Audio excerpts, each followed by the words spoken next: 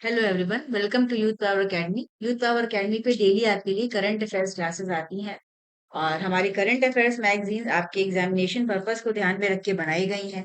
UPSC और जो state services के एग्जाम्स हैं, इनके लिए ये बहुत बेनिफिशियल हैं। तो आप हमसे ज़्यादा से ज़्यादा जुड़िए, चैनल पे लाइक करिए, सब्सक्राइब करिए, फॉलो करिए, अपने फ्रेंड्स के साथ भी शेयर करिए। और इसके अलावा हमारी मंथली मैगजीन्स हैं, हमारी फटाफट सीरीज है। तो आप जितना इनको पढ़ेंगे रेगुलर, उतना आपके एग्जामिनेशन में आपके लिए बहुत हेल्पफुल रहेगा। तो चलिए आज का क्लास स्टार्ट करते हैं। हाँ, ये श्रेय पारिक है। ये 14 year old Indian American student हैं कैलिफोर्निया के, और इन्होंने स्क्रिप्स नेशनल स्पेलिंग बी, ये जो है वो इसको जो है वो जीता है। और स्पेल बी की अगर बात करें तो ये काफी जो है वो रिनाउंड कंपटीशन होता है, एनुअल जो है वो होता है यूएस में। और एक हाई प्रोफाइल एकेडमिक कंपटीशन माना जाता है इसमें। वहां पे काफी बच्चे जो है वो पार्टिसिपेट करते हैं। और इसको डब्ल्यू स्क्रिप्स कंपनी ये ऑर्गेनाइज करती है। तो इसमें जो है वो स्पेलिंग स्किल्स कैसी हैं, वोकेबलरी कैसी है, ठीक है, प्रेशर में बच्चे कैसे परफॉर्म कर पाते हैं, इन सारी चीजों को जो है वो देखा जाता है। और इसमें इंडिया के जो ओरिजिन के जो बच्चे होते हैं, उनका परफॉर्मेंस काफी यहाँ पे बेहतर रहता है। सबसे पहले स्पेलिंग बी कंपटीशन ये 1925 में हुआ था। और इंडियन ओरिजिन के जो स्टूडेंट्स हैं कंसिस्टेंटली जो है वो पास्ट अगर हम देखें 4 डिकेड्स में, तो यहाँ पे इन्होंने काफी अच्छा परफॉर्मेंस किया है। यहाँ पे इंडियन ओरिजिन के लोग हैं भी ज्यादा। तो ये है। फिर गिग वर्कर्स के लिए एक आर्टिकल था कि सेंट्रल गवर्नमेंट का ये कहना है कि ये कंसल्ट कर रहे हैं फंड मैनेजर्स के साथ मिलके कि गिग वर्कर्स के लिए जो है वो सोशल सिक्योरिटी स्कीम्स ये लाएंगे। और अभी काफी जो नॉर्दर्न इंडिया के स्टेट्स हैं, यहाँ पे काफी प्रोटेस्ट वगैरह हुआ है। इसमें ये कहा जा रहा है कि जो डेली लिविंग कॉस्ट है वो काफी बढ़ गया है। ठीक है, तो इसको देखते हुए जो मिनिमम वेज है उसको बढ़ाया जाए गिग वर्कर्स के लिए। और इसमें कहा है इन्होंने कि काफी ह्यूज जो है वर्कफोर्स जो है इसमें काफी बढ़ गया है। तो कोशिश है गवर्नमेंट की भी कि इसको ज्यादा से ज्यादा जो गिग वर्कर्स हैं उनको उनकी जो कंडीशन है उसको बेहतर जो है वो किया जाए। और ये जो पूरा हमारा इकॉनमी है, गिग इकॉनमी, इसका पोटेंशियल भी है कि इसमें और भी लोग जो है वो आगे आने वाले टाइम में जुड़ सकते हैं। अभी फिलहाल जो है वो करीब 1 करोड़ वर्कर्स हैं जो कि गिग उसमें काम कर रहे हैं। और आगे आने वाले नेक्स्ट डिकेड में ये एक प्रिडिक्शन है कि अराउंड 2.5 करोड़ जो है ये पहुंच जाएंगे। तो ये है। तो गवर्नमेंट जो है वो प्रोसेस में है कि कई सारी जो है वो स्कीम्स इनके लिए भी ले आए जाएं। इनका भी एक पूरा फंड बनाया जाए ताकि इनके अगर कोई प्रॉब्लम्स होती है तो बेहतर तरीके से काम जो है वो किया जा सके। फिर the code on social security rule, ये जो है वो न्यू लेबर कोड में है और इसको जो है वो अभी नोटिफाई किया गया 8 मई को। ठीक है, और इसमें जो है वो जो गिग वर्कर्स हैं, जो प्लेटफॉर्म वर्कर्स हैं, और साथ ही साथ जो अनऑर्गेनाइज सेक्टर्स हैं उनको भी जिसमें इंक्लूड करने का जो है वो हो रहा है। फिर इसमें इन्होंने ऑफिशियल्स ने बताया है कि अ, जो एवरेज मंथली अर्निंग्स है जो डिलीवरी वर्कर्स की, जो कि जोमेटो, ब्लिंकिट, मतलब जो इनमें पूरा वर्क करते हैं, इनमें अगर वो at least 8 hours a day work करते हैं, 26 डेज इन अ मंथ, तो उनका जो 24 में जो उनका सैलरी था ये अराउंड 27,000 था। बट चूंकि फ्यूल कॉस्ट बढ़ गया है, तो इसकी वजह से उनका जो डेली वो है वो भी जो है वो थोड़ा सा एक्सपेंसिव हो गया है। इसके अलावा जैसे कि जो ये सारे प्लेटफॉर्म्स होते हैं, इसमें एक ये भी होता है कि अगर इन्होंने कोई एक ऑर्डर को रिजेक्ट कर दिया ले जाने से, तो उसमें क्या होता है कि एक कैंसिलेशन होगा तो उनको कई सारे जो इंसेंटिव्स है वो नहीं मिलते हैं। और इनकी जो अर्निंग्स होती है उसको रिजेक्ट करने पे डिडक्ट कर लिया जाता है जो कंपनीज हैं। तो इनको देखते हुए अभी हमें पता है कि अप्रैल में जो है वो नोएडा में काफी जो है वो प्रोटेस्ट वगैरह हुए थे। जो वर्कर्स थे उन्होंने काफी प्रोटेस्ट किया था, क्लैशेस भी हुए थे। तो इन सब चीजों को देखने के लिए एनालाइज किया कर रही है गवर्नमेंट कि आगे फर्दर जो है वो इसमें क्या और बेनिफिट्स जो है वो इनको प्रोवाइड किए जा सकते हैं। फिर एक ऐसे आर्टिकल था जापान के पॉपुलेशन क्राइसिस पे, और इसमें बताया गया है कि जापान का जो पॉपुलेशन है ये 123 मिलियन रहा है 2025 में। तो इसमें बिगेस्ट ड्रॉप देखने को मिला है, यहाँ पे भी सेंसस होता है, ठीक है। इसमें भी यहाँ पे जापान में भी जो गवर्नमेंट है वो सेंसस कराती है, पता करने के लिए कि क्या जो है वो नंबर्स है। तो इसमें पिछले 5 सालों में जो है वो काफी डिक्लाइन देखने को मिल रहा है। और अ, अगर हम 2020 की बात करें तो उस टाइम पे यहाँ पे पॉपुलेशन 126.1 मिलियन थी, जो कि अभी कम होके 123 ही रह गई है। तो इसकी वजह से वहां पे काफी जो है वो इश्यूज जो है वो हो रहे हैं। और इन्होंने कहा है कि यहाँ पे जो बर्थ रेट है वो काफी कम है, और for each new birth there are 2 deaths, मतलब एक जन्म होता है और 2 जो है वो डेथ होती हैं। तो इसकी वजह से जो पॉपुलेशन है वो काफी तेजी से जो है वो श्रिंक कर रही है, और इसकी वजह से इकोनॉमिक ग्रोथ पे भी इम्पैक्ट पड़ रहा है। जो गवर्नमेंट है उसका एक हेल्थ केयर सिस्टम पे प्रेशर पड़ रहा है। क्यों? क्योंकि जो ओल्ड एज है उनका नंबर ज्यादा बढ़ गया है, लेबर का शॉर्टेज हो गया है, एनफ यंग पीपल नहीं है जो कि वर्क कर सकें और जो टैक्सेस पे करें, ताकि जो रिटायर्ड हैं जो उनको बेनिफिट जो है वो मिल सके। फिर इसमें इन्होंने बताया कि जो टोक्यो का पॉपुलेशन है वो बढ़ा है, और 1% के लगभग 2025 में, और ये 14.2 मिलियन जो है वो अभी हो गया है। तो जो टोक्यो है वो रेस्ट ऑफ जापान के कंपैरिजन में जो है वो डेंस है, और दुनिया की one of the densest cities में जो है ये आता है। तो ये यहाँ का पूरा एनालिसिस था, मतलब एक जाने रहो, क्योंकि कभी कभी जैसे हमारा जो सिचुएशन है, इसके अलावा अदर कंट्रीज में क्या है, ऐसे वगैरह में इसका यूज कर सकते हैं कि डेमोग्राफिक जो चीजें हैं वो अक्रॉस द वर्ल्ड चेंज हो रही हैं। जैसे एक टाइम था जब पॉपुलेशन इंक्रीज हुआ बहुत तेजी से, अभी क्या है कि हर एक कंट्री में डिक्लाइन देखने को मिल रहा है, जो बर्थ रेट्स है उनमें कमी आई है। तो क्या इसके फर्दर इम्प्लीकेशंस हो सकते हैं, ग्लोबल पर्सपेक्टिव में क्या हो सकता है, तो ये सारी चीजें जो है वो, मतलब इसको आप ऐसे में इस राइटिंग में यूज कर सकते हैं।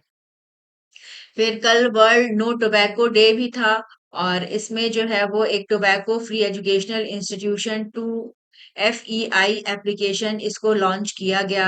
और गवर्नमेंट का कहना है कि इससे जो टोबैको फ्री नॉर्म्स हैं उसको इम्प्लीमेंट करने में और मॉनिटर करने में अक्रॉस द कंट्री जो है वो हेल्प मिलेगी। और ये जो एप्लीकेशन है ये इस तरह से है कि इसमें सेल्फ असेसमेंट होगा। अभी वर्ल्ड नो टोबैको डे ये 31 मई को जो है वो कल मनाया जाएगा, मनाया जाता है, ठीक है। तो इसमें पूरी गाइडलाइंस वगैरह है कि कैसे जो है वो आपको कंप्लायंस करना है, कैसे टोबैको के यूजेस को कम करना है, जो टोबैको प्रोडक्ट्स होते हैं उनके जो सेल है उस पे प्रोहिबिट जो है वो लगाना चाहिए। एजुकेशनल इंस्टीट्यूशन से उसका एक पूरा डिस्टेंस मेंटेन करना चाहिए, ठीक है, ताकि जो यूथ है, जो बच्चे हैं, एडोलेसेंस हैं, वो एक टोबैको फ्री एनवायरनमेंट में रह सकें। और इस बार का जो वर्ल्ड नो टोबैको डे है उसका थीम है unmasking the appeal, countering nicotine and tobacco addiction. तो ये इसीलिए काफी इम्पोर्टेंट है कि इसमें जो है वो यंग पॉपुलेशन को प्रोटेक्ट करना है, और जो टोबैको का जो हार्मफुल इफेक्ट है उसको कम करना है, निकोटीन एडिक्शन को कम करना है। और अभी अगर हम कंट्री की बात करें तो उन्होंने बताया, मिनिस्ट्री ने इंफॉर्मेशन दिया कि 2000 टोबैको सेसेशन सेंटर्स जो है वो काम कर रहे हैं अक्रॉस द इंडिया।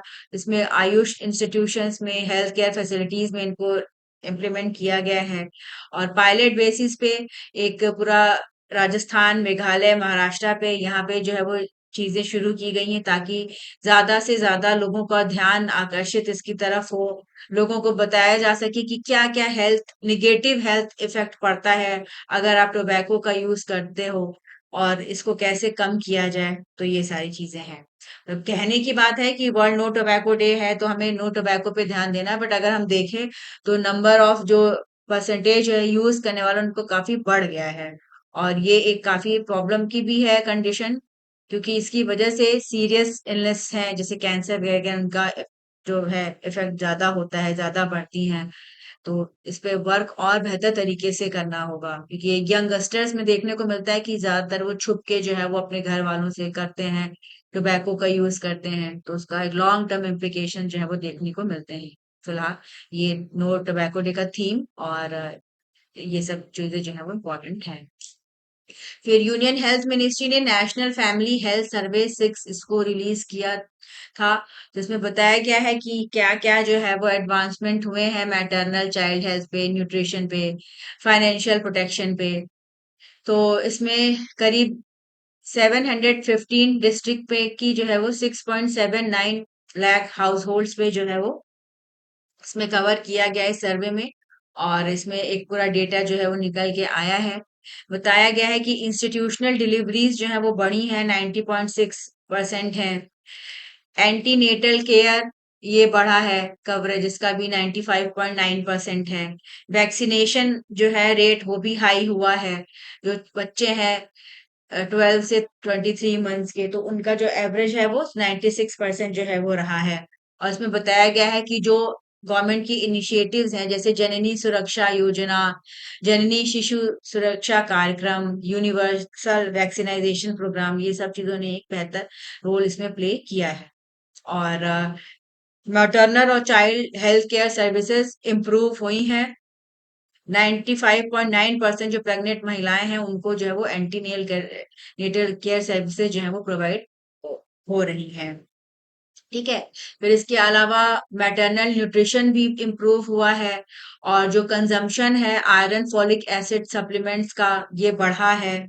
और ड्यूरिंग प्रेगनेंसी भी और आफ्टर प्रेगनेंसी भी, दोनों ही। फर्टिलिटी रेट 2.0 है। कॉन्ट्रासेप्टिव प्रेवलेंस रेट ये बढ़ा है, 67.7 से 69.1% जो है वो हुआ है। तो फैमिली प्लानिंग सर्विसेज माना जा रहा है कि ये इम्प्रूव हुई हैं। चाइल्ड न्यूट्रिशन की बात करें तो इसमें भी इम्प्रूवमेंट शो हुआ है। और इसमें बताया गया कि जो स्टंटिंग होता है लो हाइट एज के अकॉर्डिंग, अंडर 5 चिल्ड्रंस में इसमें कमी आई है। और ये 35.5% से 29.3% हुआ है। सीवियर वेस्टिंग मतलब ऐसे बच्चे जो बहुत ज्यादा थिन हैं अपनी हाइट के अकॉर्डिंग, एज के और अकॉर्डिंग, इसमें भी डिक्लाइन हुआ है। ये 7.7% से 5.2% हुआ है। ठीक है। फिर इन्फेंट और young child feeding practices improve हुई हैं। और चिल्ड्रन जो कि 6 to 8 मंथ्स के हैं, उनका जो सॉलिड और सेमी सॉलिड फ्लूड फूड है, ये भी जो है वो इम्प्रूव हुआ है। ब्रेस्ट मिल्क इंक्रीज हुआ है, इसमें 45.9% से 59.5% का इंक्रीज देखने को मिला है। तो ये सारे जो गेन्स हैं, ये जो डिफरेंट स्कीम्स हैं गवर्नमेंट की, जो फ्लैगशिप इनिशिएटिव्स हैं, उनकी वजह से हुआ है। जैसे पोषण की बात कही, पोषण अभियान है, सक्षम आंगनबाड़ी है, इन्होंने काफी हेल्प किया है चीजों को बेहतर करने में। ठीक है। तो जैसे पोषण के बारे में पूछ सकता है, स्कीम्स के बारे में, प्रधानमंत्री जन आरोग्य योजना के बारे में पूछ सकता है, ये सारी चीजें जो इम्पोर्टेंट रहेंगी। और नेशनल फैमिली हेल्थ सर्वे, ये एक लार्ज स्केल पे एक सर्वे कराया जाता है, जो कि एक लार्ज सैंपल को जो है वो रिप्रेजेंट करता है। और गवर्नमेंट का एम है कि हम ज्यादा से ज्यादा जो हेल्थ है उसको और बेहतर करें। ठीक है। तो इसी के लिए ये सारे काम हो रहे हैं कि जिससे मदर की हेल्थ अच्छी होगी, बच्चे की हेल्थ अच्छी होगी, तभी आगे चल के एक बेहतर स्वस्थ यूथ का जो है वो निर्माण होगा। और मदर की हेल्थ बहुत इंपॉर्टेंट है, क्योंकि अगर मदर हेल्दी नहीं रहेगी तो उससे इम्पैक्ट पड़ेगा डायरेक्टली जो है वो चाइल्ड के ग्रोथ पे। वुमेन का इसमें ये भी बताया गया कि वुमेन का जो डिजिटल इंक्लूजन है ये बढ़ा है। फाइनेंशियली ज्यादा एम्पावरमेंट उनका हुआ है। इंटरनेट यूजर्स बढ़े हैं, बैंक और सेविंग अकाउंट ओनरशिप बढ़ा है। यूज मोबाइल फोन्स का ये सब भी जो है वो महिलाओं में बढ़ा है। इसके अलावा मेंस्ट्रुअल हाइजीन स्कीम है, इसके तहत जो है वो सैनिटरी पैड्स वगैरह प्रोवाइड किए जाते हैं। तो इससे जो है वो एक सेफ सपोर्ट सिस्टम जो है वो अ, बन रहा है। और इसमें और भी अवेयरनेस जो है वो बढ़ाई जा रही है। तो जो इनका डाटा रहता है नेशनल फैमिली हेल्थ सर्वे का, ये भी इम्पोर्टेंट रहता है, इससे भी रिलेटेड क्वेश्चन जो है वो पूछे जाते हैं। फिर अभी गर्मियाँ काफ़ी बढ़ गई हैं, और गर्मी बढ़ने की वज़ह से टाइम टू टाइम हमें ऐसी न्यूज़ मिल रही है कि एसी में जो है वो ब्लास्ट हो जा रहा है। जैसे अभी पिछले ही दिन न्यूज़ आई थी कि रिटायर्ड आईएएस ऑफिसर थे, जो कि चेयरमैन रह चुके थे कॉम्पिटिशन कमीशन ऑफ इंडिया के, इनका जो है वो घर में एसी ब्लास्ट कर गया, और उसकी वजह से जो है वो डेथ हो गई। और एनसीआर रीज़न जो है वो इसमें और भी ज़्यादा जो है वो एक्सीडेंट्स देखने को मिल रहे हैं। ठीक है। तो इसमें बताया गया है कि क्या रीज़न है जिसकी वज़ह से जो है वो इस तरह की घटनाएँ होती हैं। तो एक्सपर्ट्स का कहना है कि अगर आप कंटिन्यूअसली एसी को जो है वो चलाते हैं, जब अभी समर्स बहुत पीक पे है, टेम्परेचर 46-47 डिग्री तक पहुंच जा रहा था, तो लगातार पहुंच जो अगर आप एसी रूम चलाते हैं, जो टॉप फ्लोर्स पे रहते हैं, वहां पे हीटिंग बहुत हो जाती है रूम की, तो ओवर हीटिंग हो जाता है एसी का, इंसुलेशन में डिग्रेडेशन होता है, इंटरनल जो कंपोनेंट्स होते हैं वो मेल्ट कर जाते हैं, और इसी वजह से जो है वो ब्लास्ट वगैरह हो जाता है। इसके अलावा शॉर्ट सर्किट हो जाता है। यहाँ पे जो इलेक्ट्रिक करंट है, इसका एक अनइंटेंडेड पाथ हो अडॉप्ट कर लेती है, इसकी वजह से इंटेंस हीट जनरेट होता है, और जो मेटल वगैरह रहते हैं, जो वायरिंग वगैरह होती है, वो पूरा मेल्ट हो जाती है, और उसकी वजह से भी जो है वो फायर हो जाता है। ठीक है। इसके अलावा ड्यू टू गैस लीकेज या ओवर हीटिंग होता है कंप्रेशर का, जो आउटडोर यूनिट होती है, जो स्प्लिट हो एसीज होती हैं उनमें, तो इनकी वजह से भी काफी दिक्कतें हो आती हैं। फिर इसके अलावा दो तरह के एसी होते हैं, एक होता है इन्वर्टर एसी और एक होता है नॉन इन्वर्टर एसी। तो जो इन्वर्टर एसी होता है, ये रेगुलेट करता है कंप्रेसर को की स्पीड को, ग्रेजुअली स्ट्रेस को कम करता है। ठीक है, तो इसमें चांसेस होता है कि जो फायर है वो कम होता है, बट जो नॉन इन्वर्टर एसी होते हैं, ये एक फिक्स्ड स्पीड से चलते हैं, इनका जो कंप्रेशर होता है वो एक लगातार स्पीड से चलता रहता है, फुल स्पीड से, जब तक ये पूरा एक कमरे का जो टेम्परेचर टारगेट सेट होता है। जैसे ये भी होता है कि बहुत से लोग एसी का टेम्परेचर 16-17 कर दें, तो वो भी गलत होता है।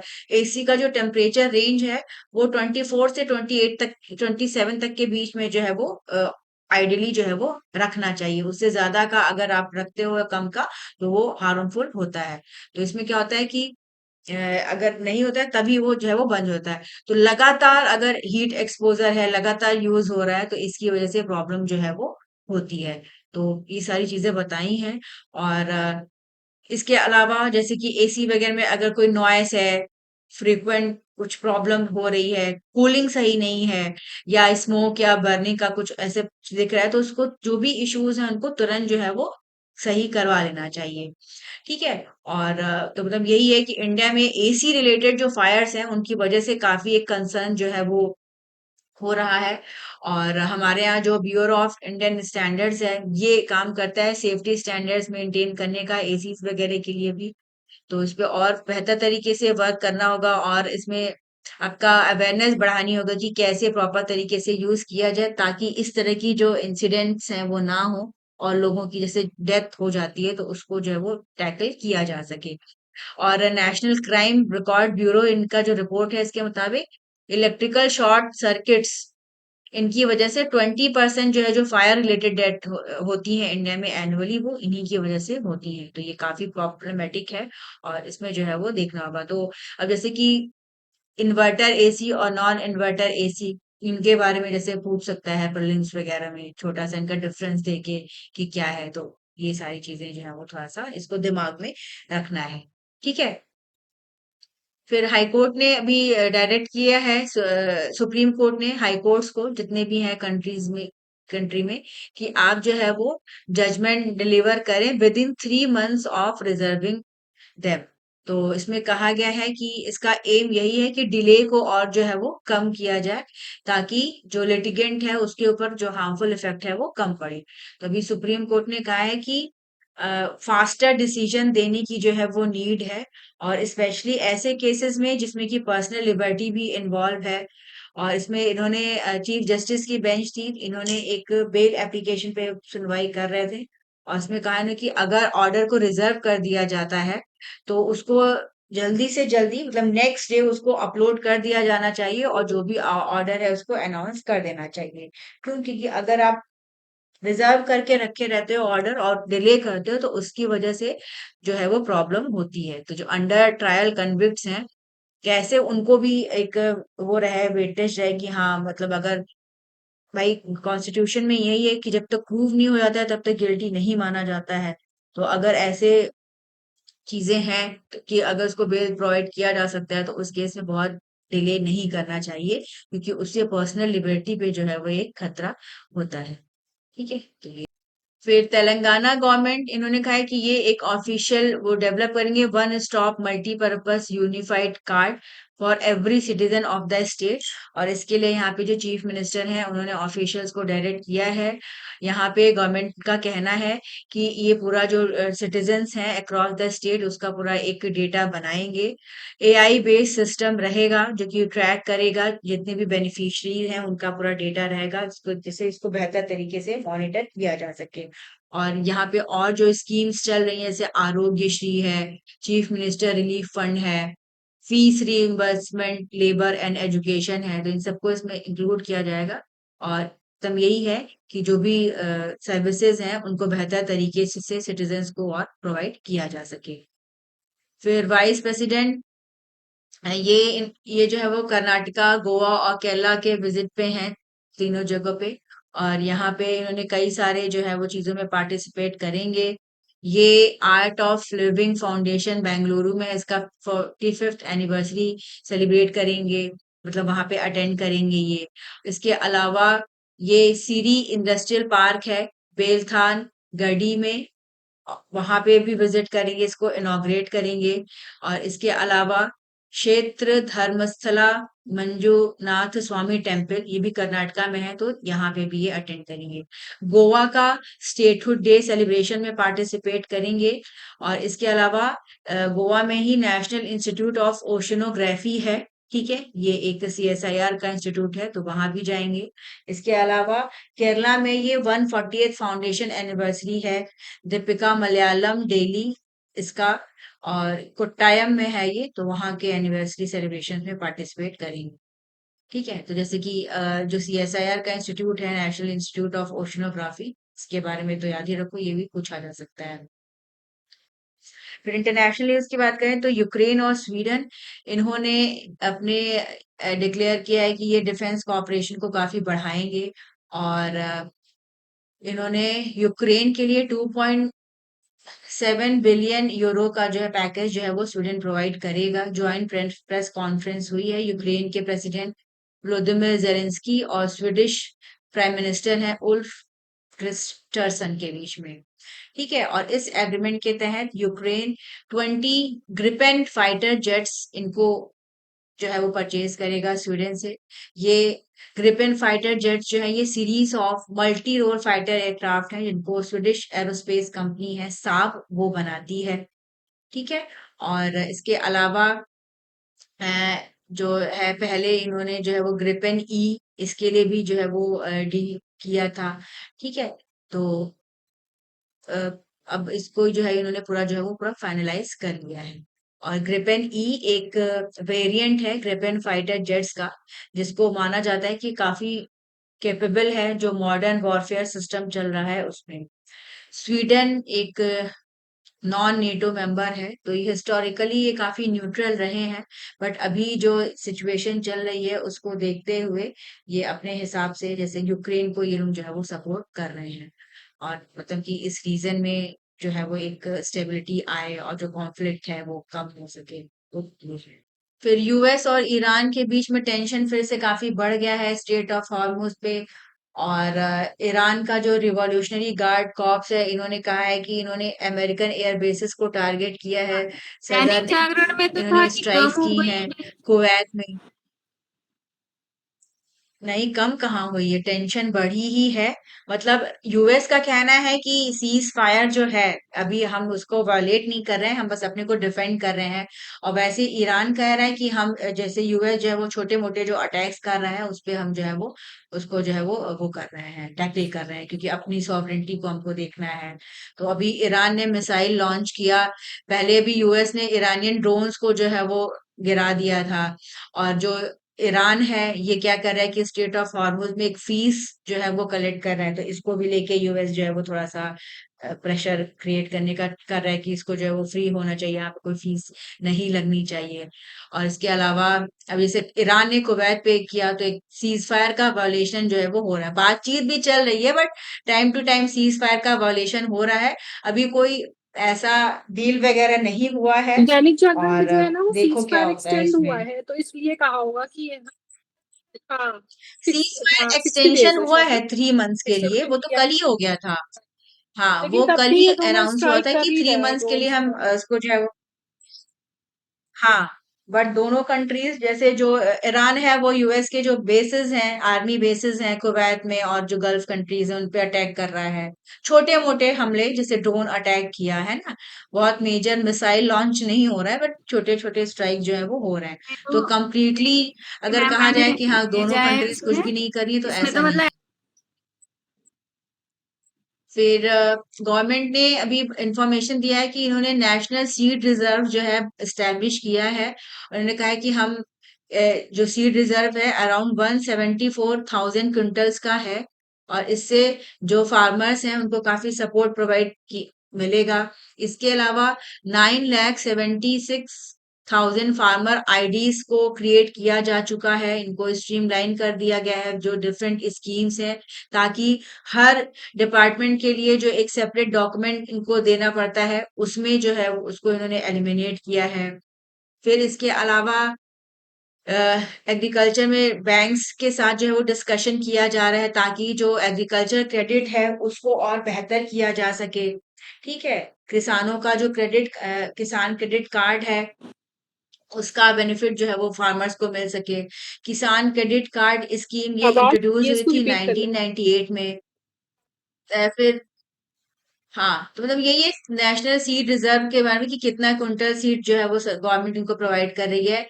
फिर डेटा बताया गया है, अभी जो मिनिस्टर ऑफ एग्रीकल्चर हैं उन्होंने सारा इंफॉर्मेशन दिया, जो कॉन्फ्रेंस चल रहा है एग्रीकल्चर का उस पे, उसी पे उन्होंने काफी सारी चीजें जो है वो इंफॉर्मेशन दिया है कि क्रेडिट वगैरह को बेहतर कर रही है गवर्नमेंट। और फूड ग्रेन प्रोडक्शन में इंडिया को काफी सक्सेस मिला है। हमारा जो टोटल फूड ग्रेन प्रोडक्शन है वो काफी बढ़ गया है, 376 मिलियन टन रहा है, जो कि हाईएस्ट एवर रिकॉर्डेड अभी तक का है।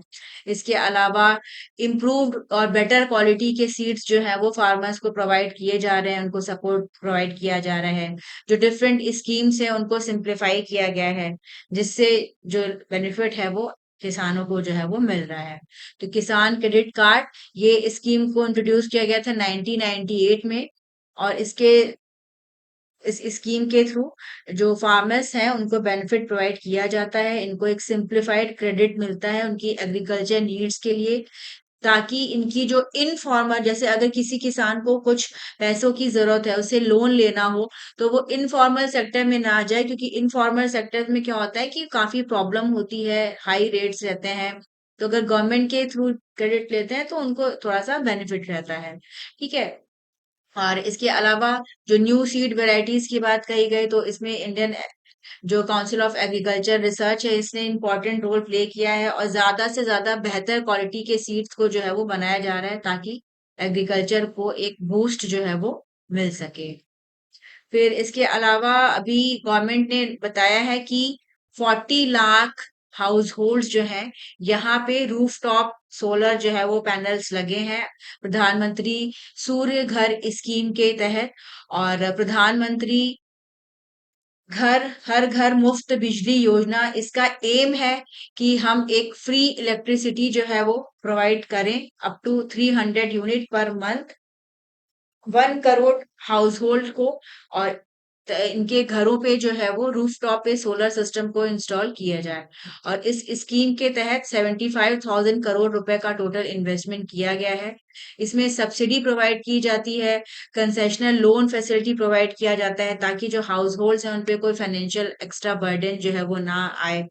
और ये एक काफी सिग्निफिकेंट माइलस्टोन है। क्यों? क्योंकि अगर ज्यादा से ज्यादा जो है वो सोलर एनर्जी जनरेट होगी, तो उससे क्या होगा कि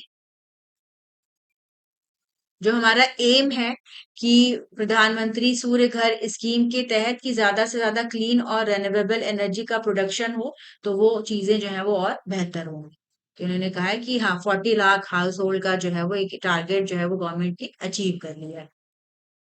फिर सीएसआईआर का Indian institute of integrative medicine है जम्मू में, और ये फोर्थ लेवेंडर फेस्टिवल जो है वो करेगा। ठीक है, और इस फेस्टिवल का थीम है लेवेंडर गोस ग्लोबल। और पर्पल जो लेवेंडर फेस्टिवल है, ये कहीं ना कहीं पर्पल रिवॉल्यूशन से लिंक्ड है। पर्पल रिवॉल्यूशन ये लॉन्च हुआ था 2016 में by ministry of science and technology, और इसका एम है कि फार्मर्स को सपोर्ट प्रोवाइड करना ताकि वो मैं भी ज्यादा से देख थी ज्यादा देख रही एरोमेटिक थी। क्रॉप्स का। तो पर्पल रिवॉल्यूशन ये लॉन्च हुआ था 2016 में, तो इसके तहत ज्यादा से ज्यादा जो एरोमेटिक क्रॉप्स हैं उनके कल्टीवेशन को सपोर्ट प्रोवाइड किया जा रहा है, पर्टिकुलरली लेवेंडर। इससे क्या होगा, इससे जो इनकम भी बढ़ेगी और सस्टेनेबल एग्रीकल्चर को भी जो है वो सपोर्ट मिलेगा। ठीक है, सीएसआईआर का एरोमा मिशन है, इसने काफी इंपॉर्टेंट रोल प्ले किया है। जो भी हिमालयन रीजन्स है, कल भी मैंने इस पे कहा था, जो कल हिमाचल प्रदेश में सीएसआईआर के एक इंस्टीट्यूट में गए थे, तो वहां पे कि मतलब ज्यादा से ज्यादा इन चीजों को प्रमोट किया जा रहा है ताकि रूरल एंटरप्रेन्योरशिप जो है वो बढ़े, क्योंकि इनकी डिमांड काफी होती है, इनसे काफी अर्निंग होती है। तो इसीलिए डिफरेंट डिफरेंट जो एरोमेटिक प्लांट्स हैं, इनको और प्रमोट किया जा रहा है। जैसे सिक्किम में ऑर्किड्स का ग्रोथ उनको ज्यादा प्रमोट किया जा रहा है। ठीक है, तो पर्पल रिवॉल्यूशन जो है वो लेवेंडर से रिलेटेड है, और जम्मू कश्मीर में इसको और ज्यादा इसका मतलब प्रोडक्शन होता है, तो वहां पे इसको बूस्ट करने के लिए और भी काम जो है वो चल रहा है। और सीएसआईआर एक इम्पॉर्टेंट रोल प्ले करता है, ये रिसर्च करता है कि कैसे जो ऐसे प्रोडक्ट्स हैं उनको वैल्यू और बढ़ाई जाए। मतलब इनसे काफी एसेंशियल ऑयल वगैरह मिलते हैं जिनका की यूज जो है वो कॉस्मेटिक्स में और बाकी अदर जो सोप इंडस्ट्री है इनमें होता है। तो इससे जो है वो ओवरऑल जो प्राइसिंग बढ़ जाती है, तो फार्मर्स के लिए काफी जो है वो बेनिफिशियल रहता है। साथ ही साथ लोकल इकोनॉमी को बूस्ट मिलता है, टूरिज्म को बढ़ावा मिलता है। ठीक है, जैसे अभी हमने देखा था कि जापान में चेरी ब्लॉसम होता है, इसी तरह हमारे यहाँ जो है वो लद्दाख है। लद्दाख में भी पूरा जो ये मई का जो टाइम होता है, यहाँ पे जो है वो ब्लॉसम पीरियड होता है, यहाँ पे भी काफी जो है वो चेरी वगैरह की ट्रीज जो है वो लगाए जाते हैं। तो इन सारी चीजों को ज्यादा से ज्यादा और प्रमोट किया जा रहा है। फिर नीति आयोग ने अपना ये फ्रंटियर टेक हब रिलीज किया, future of India semiconductor industry. ये इंडिया का पहला जो है वो 10 ईयर का एक रोड मैप इन्होंने बताया है, और इसमें इंडस्ट्री और जो डिफरेंट जो गवर्नमेंट के एक्सपर्ट्स हैं उन्होंने इसको बनाने में पूरा हेल्प किया है। इसका ये जो रोड मैप है, ये इसका एक विजन है कि हम जो सेमीकंडक्टर है इसको ज्यादा से ज्यादा और प्रमोट करें, और 2035 तक जो सेमीकंडक्टर है इसका प्रोडक्शन बढ़ाया जाए, 120 to 150 billion dollar US dollars तक का जो है वो किया जाए। तो इस रोड मैप के तहत हमें स्ट्रेंथन करना है, टैलेंट को बढ़ावा देना है, इनोवेशन को बढ़ावा देना है। जो सेमीकंडक्टर इंडस्ट्री है इसमें इसमें मेन पांच फाइव जो है वो पिलर्स पे ये काम करेंगे। एक तो कि pioneering frontier research and development पे काम करेंगे, आईपी पॉलिसी, मोबिलाइज करना लॉन्ग टर्म कैपिटल को, फिर पैकेजिंग वगैरह को बेहतर करना। ठीक है, और जो सेमीकंडक्टर कंपाउंड्स हैं उनको, पीपल डेवलपमेंट करना अक्रॉस सेमीकंडक्टर, जिससे कि जो है वो चीजें और बेहतर हो, पार्टनरशिप बढ़ाना डिफरेंट नेशंस के साथ, ताकि ग्लोबल इंडस्ट्री के साथ, ताकि एक वर्ल्ड क्लास लेवल का सेमीकंडक्टर जो है वो हम डेवलप कर सके।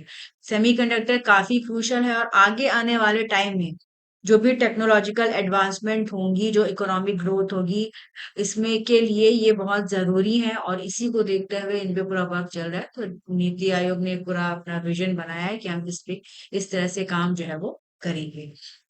और इंडिया में सेमीकंडक्टर को प्रमोट करने के लिए हमारा नेशनल क्रिटिकल मिशन है, सेमीकंडक्टर मिशन है। इसके तहत गुजरात में, असम में नए न्यू प्लांट्स जो हैं वो बन रहे हैं, जिनसे आगे आने वाले टाइम में ज्यादा से ज्यादा जो है वो उनका प्रोडक्शन जो है वो और बढ़ेगा। ठीक है, तो ये है। फिर खरीफ सीजन 2026 के लिए क्या प्रिपेयर्डनेस है, इस पे अभी जैसे मैं बताया कि अभी वो एक कॉन्फ्रेंस चल रहा है कि कैसे जो है वो और एग्रीकल्चर में बेहतर तरीके से काम किया जाए।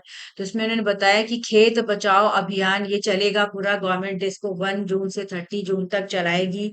इसके तहत डिफरेंट अवेयरनेस कैंपेन्स जो है वो चलेंगे हर विलेज में। इसमें फोकस दिया जाएगा कि कैसे नेचुरल फार्मिंग को बढ़ावा दिया जाए, कैसे फर्टिलाइजर्स का जो यूज है उसको बेहतर किया जाए, बैलेंस तरीके से फर्टिलाइजर को यूज किया जाए। ठीक है। State wise agriculture road map बनेगा। हर स्टेट का जो एग्रीकल्चर कंडीशन है वो डिफरेंट होता है, तो उसकी नीड्स को ध्यान में रखते हुए उसको पूरा बनाया जाएगा। साथ ही साथ जो विलेजर्स हैं उनको एजुकेट किया जाएगा, डिफरेंट प्रैक्टिसेस के बारे में बताया जाएगा, डिफरेंट गवर्नमेंट स्कीम्स के बारे में बताया जाएगा।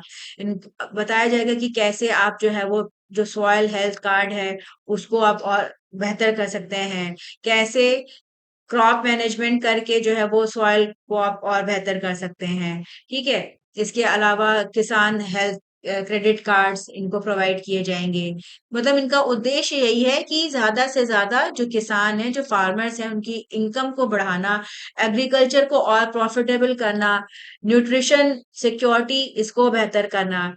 और इसमें इन्होंने अर्ज किया जो स्टेट्स हैं उनसे कि आप रिव्यू करिए कि कैसे जो डिफरेंट मिशंस हैं, जैसे कि पल्सेस मिशन है, ऑयल सीड मिशन है, कॉटन मिशन है, इस पे कैसे वर्क चल रहा है और उनको और बेहतर करिए ताकि इन सब क्रॉप्स का जो प्रोडक्शन है वो और इम्प्रूव हो, बेहतर हो सके। फिर national industrial corridor development corporation limited है, और ये आता है under the department for promotion of industry and internal trade. इनका एक वर्कशॉप जो है वो ऑर्गेनाइज किया गया। इसमें भव्य स्कीम पे फोकस किया गया है। भव्य है भारत औद्योगिक विकास योजना। ठीक है। इसको ऑफिशियली नोटिफाई किया गया था अप्रैल 10 2026 को, और इसका जो गाइडलाइंस वगैरह है इसको 23 मई को अभी इशू किया गया है। इस इनिशिएटिव के लिए 33,660 करोड़ का आउटले रखा गया है। इस स्कीम का एम है इंडस्ट्रियल ग्रोथ को बूस्ट करना by providing investment ready infrastructure. मतलब ऐसे इंफ्रास्ट्रक्चर को बढ़ावा देना जहाँ पे ज्यादा से ज्यादा और इन्वेस्टमेंट हो, जो है वो चीजें और बेहतर। ठीक है। और तो इस वर्कशॉप में इसके बारे में पूरा जो है वो बातचीत किया गया है, और एफर्ट्स लगाए जा रहे हैं कि जो हमारा एम है विकसित भारत का उसको अचीव करने में इनके थ्रू जो है वो अपना हेल्प जो है वो मिल सके। तो इनका कहना है कि हम 100 इन्वेस्टमेंट रेडी इंडस्ट्रियल पार्क्स जो है वो अक्रॉस द कंट्री बनाएंगे, और इसमें जो है वो पूरा इंफ्रास्ट्रक्चर डेवलप होगा, कनेक्टिविटी बेहतर रहेगी, रिलायबल यूटिलिटीज रहेंगी, स्मार्ट सर्विसेज रहेंगी, ताकि जो बिजनेस है उसको और बूस्ट मिले और इकोनॉमी का जो है वो और ग्रोथ हो सके। फिर इंडिया ने लॉन्च किया है लॉजिस्टिक्स इनिशिएटिव मैरीटाइम सेक्टर के लिए, और कल, और इन्होंने लॉजिस्टिक्स पोर्ट परफॉर्मेंस इंडेक्स ये इंट्रोड्यूस किया 24-25 के लिए। फॉर 4 मेजर डिजिटल इनिशिएटिव शुरू किए ताकि शिपिंग इकोसिस्टम को और बेहतर बनाया जा सके। ठीक है। और ये जो लॉन्च किया गया, ये जो हमारे मिनिस्टर ऑफ शिप हैं, इन्होंने जो है वो मुंबई में 37th फाउंडेशन डे सेलिब्रेशन हुआ जवाहरलाल नेहरू पोर्ट अथॉरिटी का। ठीक है। तो इसका लोकेशन भी इसे पूछ सकता है, ये मुंबई में महाराष्ट्र है, तो इसी टाइम पे इसको जो है वो रिलीज किया गया। तो ये जो लॉजिस्टिक्स पोर्ट परफॉर्मेंस इंडेक्स है, ये डेवलप किया गया है अंदर सागर आकलन फ्रेमवर्क, और ये एक नेशनल बेंचमार्किंग टूल है जिसका एम है कि जो इंडियन पोर्ट्स हैं उनकी जो ऑपरेशनल एफिशिएंसी है उसको इवेलुएट करना, और साथ ही साथ उसको और इम्प्रूव करना। ठीक है। तो ये गवर्नमेंट ऑफ इंडिया का पीएम गति शक्ति नेशनल मास्टर प्लान है उससे अलाइन है। साथ ही साथ हमारा मैरीटाइम विजन है 2030 का, एक मैरीटाइम अमृत काल विजन है जिसका उद्देश्य है कि इंडिया को ग्लोबली जो लॉजिस्टिक्स में मैरीटाइम ट्रेड में एक बेहतर पोजीशन पे ले आना। तो ये जो इंडेक्स है ये पोर्ट को असेस करेगा 3 कार्गो सेगमेंट्स में, जिसमें ड्राई बल्क है, लिक्विड बल्क है और कंटेनर कार्गो है।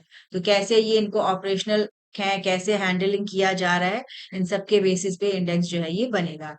इसके अलावा यूनिफाइड शिप रिसाइकलिंग पोर्टल ये भी लॉन्च किया गया for ship recycling credit scheme, और इसमें जो है वो करीब 2025 में 70,000 करोड़ का मैरीटाइम डेवलपमेंट पैकेज जो है वो अनाउंस किया गया था। तो ये इसमें पूरा काम करेगा ताकि मैरीटाइम सेक्टर जो है वो और बेहतर तरीके से जो है वो परफॉर्म कर सके।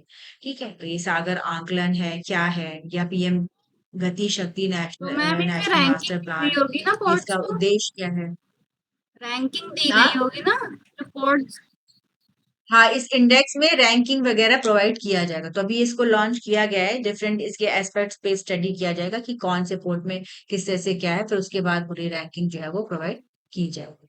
मतलब यही है कि ज्यादा बेहतर तरीके से जो है काम कर सके, इम्प्रूव कर सके अपना जो परफॉर्मेंस है उसको। ठीक है, मॉनसून रेनफॉल फोरकास्ट और क्या उसका इम्पैक्ट हो सकता है, इसमें भी काफी सारा जो है वो चेंजेस किया गया है। इसमें बताया गया है कि जो अल्नीनो और सदर ऑसिलेशन कंडीशन है ये काफी बढ़ रही है। तो इसकी वजह से अभी इंडियन मेट्रोलॉजिकल डिपार्टमेंट इन्होंने कहा है कि आगे जो मॉनसून है इसमें काफी जो है वो ड्रायर और वार्मर जो है वो हो सकता है। ठीक है, तो अभी इन्होंने कहा है कि इस बार का जो मॉनसून है, मतलब इसमें इन्होंने कुछ कुछ चेंजेस किए हैं, कहा कि ज्यादा जो है वो प्रॉब्लम हो सकती है, ड्राई जो है वो स्पेल्स ज्यादा रहेंगी, सूखा ज्यादा रहने की उम्मीद है। तो इन्होंने आशंका जताई है कि मॉनसून जो है वो काफी हद तक प्रभावित होगा, अल्नीनो का इफेक्ट अभी ही देखने को मिलेगा आगे आने वाले टाइम। फिर इसके अलावा एनवायरनमेंट मिनिस्ट्री की फॉरेस्ट एडवाइजरी कमेटी है, इन्होंने in principle forest clearance approval दे दिया है। 1200 मेगावाट का कलाई टू हाइड्रो इलेक्ट्रिक प्रोजेक्ट है। ये लोहित रिवर पे बन रहा है जो कि ब्रह्मपुत्र रिवर की एक ट्रिब्यूटरी है। और ये एक इंडेंजर्ड वाइल्ड बिलाइड हेरॉन होता है, इसका ये एक हैबिटाट है। तो इसको लेके जो है वो अभी इसका काफी विरोध भी हो रहा था, तो इन्होंने फिलहाल अभी इसको मंजूरी दे दी है, अप्रूवल दे दिया है कि यहाँ पे जो फॉरेस्ट वगैरह है इसको क्लियर किया जाएगा और ये प्रोजेक्ट जो है वो बनेगा। इस क्लियरेंस के तहत अलाउ किया गया है कि ये 869 हेक्टेयर का जो फॉरेस्ट है उसको क्लियर करेंगे। और इसमें 638 हेक्टेयर जो है ये अंजाव और नामसाई फॉरेस्ट डिवीजन है, ये अरुणाचल प्रदेश के अंदर में आता है। तो यहाँ पे इनको ये किया जाएगा। ये जो प्रोजेक्ट है इसको जो है ये प्रपोज किया गया है HTDC इंडिया लिमिटेड के थ्रू। इसका कॉस्ट 14,176.26 करोड़ रहेगा। ये run of the river project है जो कि चाइना बॉर्डर के पास एक अंजॉ डिस्ट्रिक्ट है, तो वहां से जो है वो पास में जुड़ा हुआ है। ठीक है, और उन्होंने कहा है कि कंपनसेटरी एफॉरेस्टेशन किया जाएगा मध्य प्रदेश में। क्यों? क्योंकि जो अरुणाचल प्रदेश है ये काफी फॉरेस्टेड है और हिली स्टेट है, तो यहाँ पे जो ट्रीज कटेंगे इनके कंपनसेशन में मध्य प्रदेश में जो है वो फॉरेस्ट जो है वो इनको लगाया जाएगा। ठीक है, तो कहीं ना कहीं जो भी डेवलपमेंट प्रोजेक्ट्स हैं इनकी वजह से जो इकोलॉजी है उस पर तो इम्पैक्ट पड़ता ही है। तो फिलहाल इन्होंने अभी इसको अलाउ कर दिया है। और व्हाइट बिलीड हेरॉन या आर्डिया इंसिग्निस ये वर्ल्ड का रेयरेस्ट हेरॉन है जो कि नॉर्थ ईस्टर्न रीजन्स में जो है वो पाया जाता है। ये स्पीशीज क्रिटिकली इंडेंजर्ड कैटेगरी में आती है और ये इस पे काफी थ्रेट है क्योंकि इनका हैबिटेट का लॉस हो रहा है, डिग्रेडेशन हो रहा है, पोचिंग वगैरह होती है, तो इसकी वजह से काफी दिक्कतें जो है वो इसमें होती है। ठीक है, तो इसके लिए इसका जो है वो जो एनवायरमेंटलिस्ट हैं इसका विरोध भी कर रहे थे, बट इन्होंने अभी फिलहाल के लिए अलाउ कर दिया है। ठीक है, फिर ये यूएस और इंडिया का रिलेशन की कैसे क्या हो सकता है, वो बहुत वैसा वो नहीं है। फिर एयरटेल का जो एयरटेल का प्रायोरिटी पोस्टपेड सर्विसेज को इन्होंने लॉन्च किया है अभी इस महीने में, मई में। तो इसको लेके काफी विरोध चल रहा है, इसके बारे में कल भी मैंने बताया था कि एक्चुअली इनका ये जो पोस्टपेड सर्विसेज है इन्होंने क्या किया है कि जो पोस्टपेड कंज्यूमर्स कस्टमर्स रहेंगे, अगर ऐसे कोई नेटवर्क कंजेशन है कि जैसे कोई ऐसी जगह है जहां पे नेटवर्क में नहीं मिल रहा है, तो कुछ ऐसे कस्टमर्स जो ज्यादा पे करेंगे पोस्ट पे सर्विसेज के लिए उनको बेहतर नेटवर्क की फैसिलिटी जो है वो प्रोवाइड की जाएगी। तो ये जो सर्विस है ये 5G नेटवर्क स्लाइसिंग पे रिलाई करता है। ये एक ऐसी टेक्नोलॉजी है जो डिवाइड करती है सिंगल फिजिकल नेटवर्क को इनटू मल्टीपल वर्चुअल स्लाइसेस। जैसे एक नेटवर्क है उसको कई स्लाइसेस में बांट देगी। तो इससे क्या होगा, एक स्पेसिफिक पर्पस के लिए तो अल्ट्रा लो लेटेंसी रहेगी, इसमें कुछ लोगों को बेहतर प्रीमियम सुविधाएं मिलेंगी, कुछ को जो है वो कम बेहतर इंटरनेट सर्विसेज जो है वो मिलेंगी। तो इसी की वजह से डिबेट पूरा स्टार्ट हो गया, इसको लोग क्रिटिसाइज भी कर रहे हैं कि ये जो सिस्टम है ये वॉलेट करता है नेट न्यूट्रलिटी का जो प्रिंसिपल है उसको, कि नेट न्यूट्रल होना चाहिए, सबको एक एक ही स्पीड पे प्रॉपर तरीके से स्पीड जो है वो मिलनी चाहिए। और नेटवर्क स्लाइसिंग ये जो 5G नेटवर्क्स हैं उनका एक डिफाइनिंग फीचर है। और ग्लोबली अगर हम बात करें तो जो ऑपरेटर्स हैं यूएस, यूके, सिंगापुर, इन्होंने ऑलरेडी इस तरह का जो नेटवर्क स्लाइसिंग है इसको जो है वो डिप्लॉय कर रखा है अपने डिफरेंट इंटरप्राइजेस पे। ठीक है, तो अब इंडिया में एयरटेल इसको लेके आया है, तो अब इसमें फिर फर्दर देखो क्या गवर्नमेंट एक्शन लेती है, क्या चीजें इसमें जो है वो करती है।